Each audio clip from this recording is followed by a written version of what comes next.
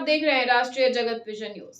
छत्तीसगढ़ में भारतमाला परियोजना मुआवजा घोटाले के मामले में एसीबी ने बड़ी कार्रवाई करते हुए कई दिनों से फरार आरोपियों को आखिरकार धर दबोचा है। आइए दिखाते हैं पूरी खबर।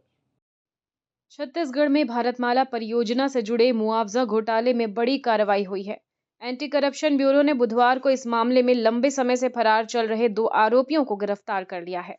गिरफ्तार किए गए आरोपियों में तत्कालीन तहसीलदार शशिकांत कुर्रे और तत्कालीन नायब तहसीलदार लखेश्वर प्रसाद शामिल हैं। एसीबी के अनुसार इन अधिकारियों ने अपने पद का दुरुपयोग करते हुए पटवारी, राजस्व निरीक्षक, भूमाफिया और अन्य लोगों के साथ मिलकर आपराधिक साजिश रची।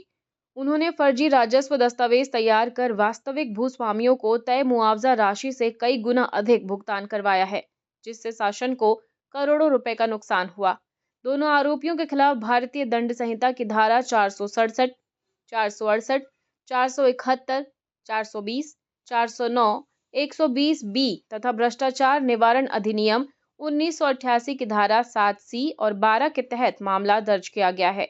इससे पहले दोनों की जमानत याचिका सुप्रीम कोर्ट ने खारिज कर दी थी।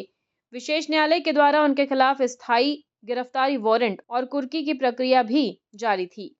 गिरफ्तार दोनों अधिकारियों को कोर्ट ने 20 फरवरी तक पुलिस रिमांड पर भेज दिया है। इस दौरान एसीबी उनसे भारतमाला परियोजना मुआवजा घोटाले से जुड़े अन्य पहलुओं पर पूछताछ करेगी।